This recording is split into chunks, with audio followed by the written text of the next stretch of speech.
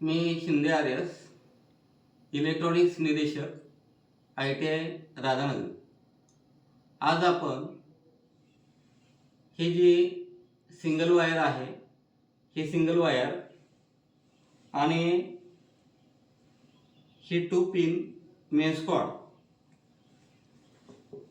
Analogue मल्टीमीटरनं आणि ह्या digital मल्टीमीटरनं कशी टेस्ट करायची त्याविषयी माहिती घेणार आहोत. टेस्टिंग करताना हा जो ॲनालॉग मल्टीमीटर आहे, ह्या ॲनालॉग मल्टीमीटरमध्ये सेटिंग करून घ्यावं लागतं. म्हणजे आता हा ॲनालॉग मल्टीमीटरचा सिलेक्टर स्विच आहे. हा स्विच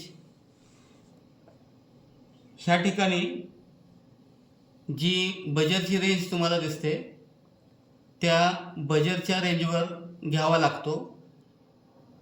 मी आता हा जो सिलेक्टर स्विच आहे हा बजरच्या रेंजवर घेतो. सिलेक्टर स्विचमध्ये ह्या बाजूला हा ॲरो दिलेला आहे. हा ॲरो हा बजरच्या रेंजवर येईल अशा पद्धतीनं आपल्याला घ्यावा लागतो.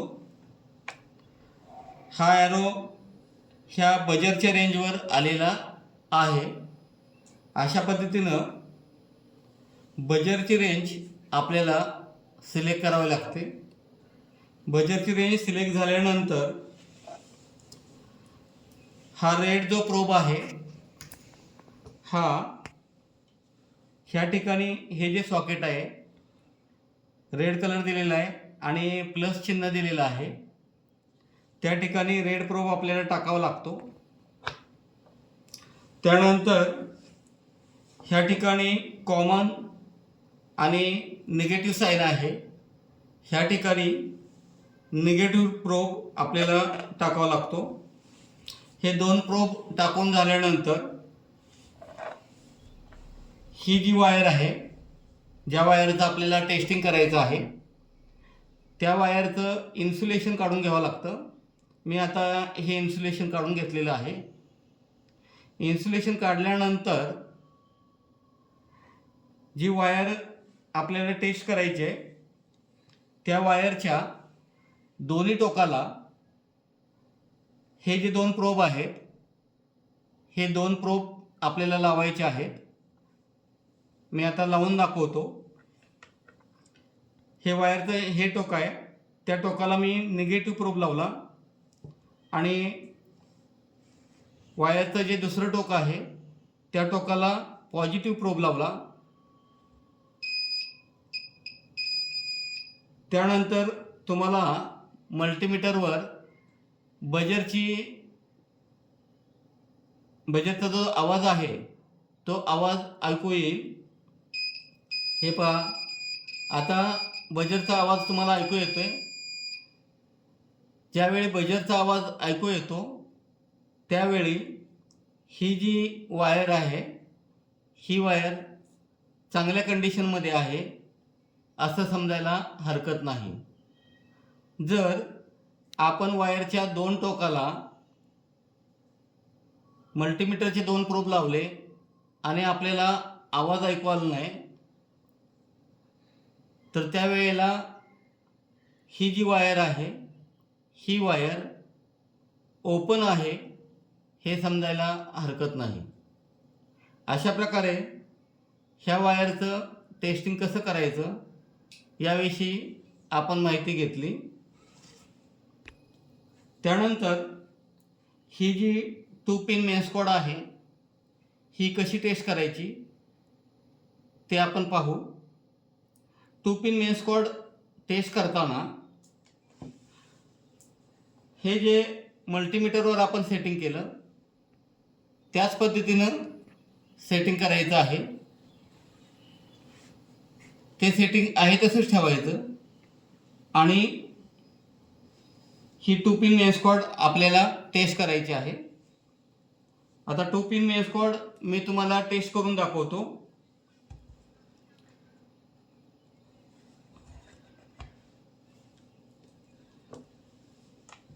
टू पिन मेन्स कोडला ह्या बाजूला आणि ह्या बाजूला आपल्याला मल्टीमीटरचे प्रोब लावायचे आहेत.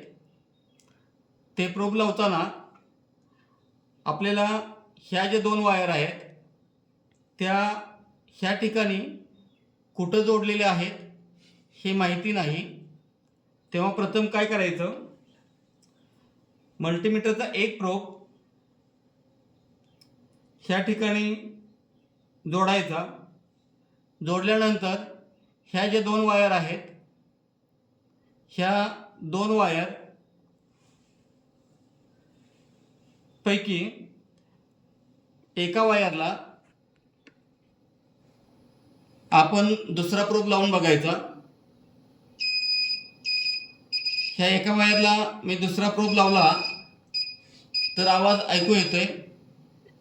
याचा अर्थ ही जी रेड कलरची वायर आहे ही ह्या बाजूला जोडलेली आहे आणि ती चालू आहे. जर रेड कलरला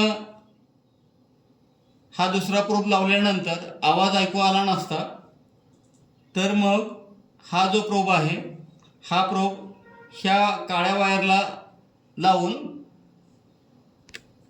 नंतर टेस्ट करावं लागलं असतं. काळ्या वायरला लावल्यानंतर आवाज जर ऐकू आला नसता याचा अर्थ रेड वायरला आपण हा प्रोब लावला तरी आवाज ऐकू येत नाही. ब्लॅक वायरला हा प्रोब लावला तरी आवाज ऐकू येत नाही.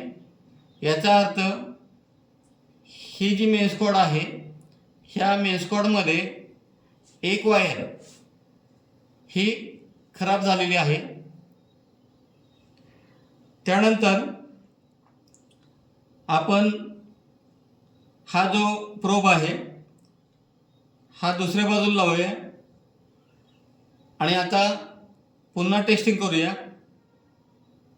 आता रेड वायरला